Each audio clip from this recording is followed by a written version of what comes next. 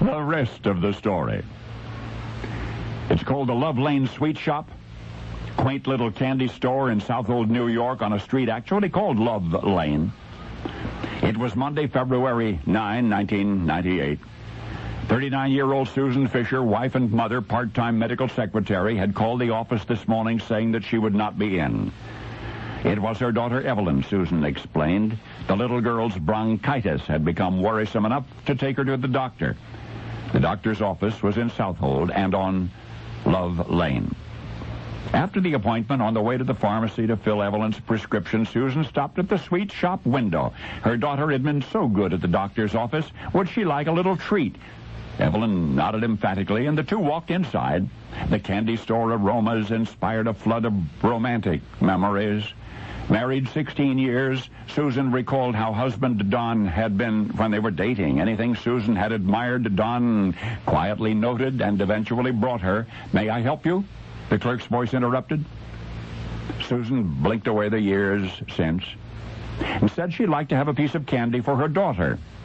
And then Susan noticed the neatly stacked gold boxes of expensive chocolates. Very expensive. $20.50 for a half pound? Well, it was Valentine's Day this weekend, the salesperson chirped. But Susan had no such expectations. After she and Don had married and bought a house, saving money was what mattered. Susan even began buying her own gifts and wrapping them herself and stuffing them into her own Christmas stocking. And so it happened, as this Valentine's Day approached, that Don said, "Somebody gave me a restaurant gift certificate. We'll eat out Saturday night. No gifts, okay?" And Susan had answered, okay, even though she'd already bought Don a card and a CD that he had wanted. What Susan wanted, on the other hand, was to be given that elegant gold box of overpriced chocolates for Valentine's Day, even if she had to buy it herself and give it to her husband to give to her.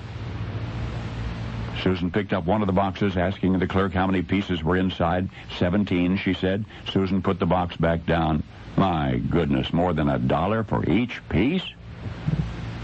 But the gold box was so beautiful, she picked it up again.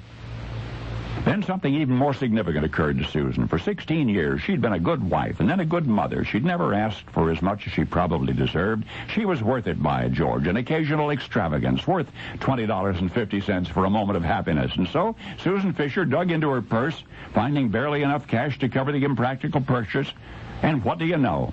She was happy. A word for you listening who never asked for as much as you probably deserve. Half a dozen words, actually. Maybe you're worth it, too. So maybe treat yourself once in a while, as Susan treated herself, so her husband would rightly treat her.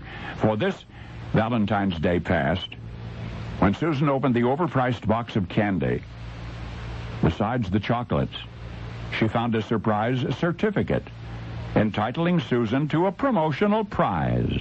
A prize for the purchaser of that particular box. A diamond and ruby and emerald necklace once owned by Jacqueline Kennedy Onassis, worth $156,000. Worth it? Worth it. Now you know the rest of the story.